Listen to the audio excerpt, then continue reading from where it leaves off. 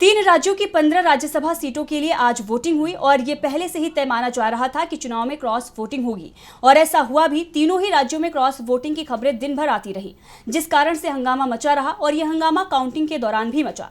तो किसके पक्ष में रही राज्यसभा चुनाव की बाजी, देखिए इस रिपोर्ट में। यूपी की 10, कर्नाटक की 4 और हिमाचल प्रदेश की 1 राज्यसभा सीट के लिए हुए चुनाव में जमकर क्रॉस वोटिंग हुई।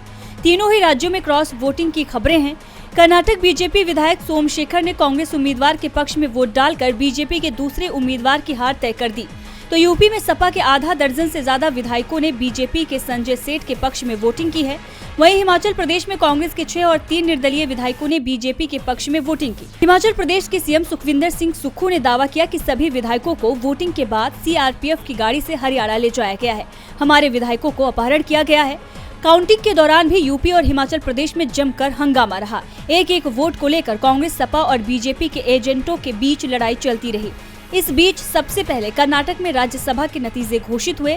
कर्नाटक में 4 सीटों के लिए वोटिंग हुई थी। इसमें कांग्रेस के 3 और बीजेपी का 1 उम्मीदवार जीता है। चुनाव में कांग्रेस के अजय माकन और नसीर हुसैन को 47 वोट मिले, जबकि जीसी चंद्रशेखर को 45 वोट हासिल हुए। वहीं बीजेपी के नारायण सा भांडा को 47 वोट मिले हैं।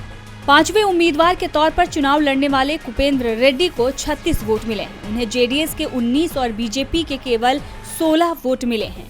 इससे कुपेंद्र रेड्डी की हार हुई है। इस बीच हिमाचल में मामला टाई होता हुआ दिख रहा है। यहाँ बीजेपी के हर्ष महाजन और कांग्रेस के अभिषेक मनु सिंघवी को 34 वोट मिले हैं, लेकिन बीजेपी ने कांग्रेस विधायक सुदर्शन बबलू के वोट को रद्द करने की मांग की।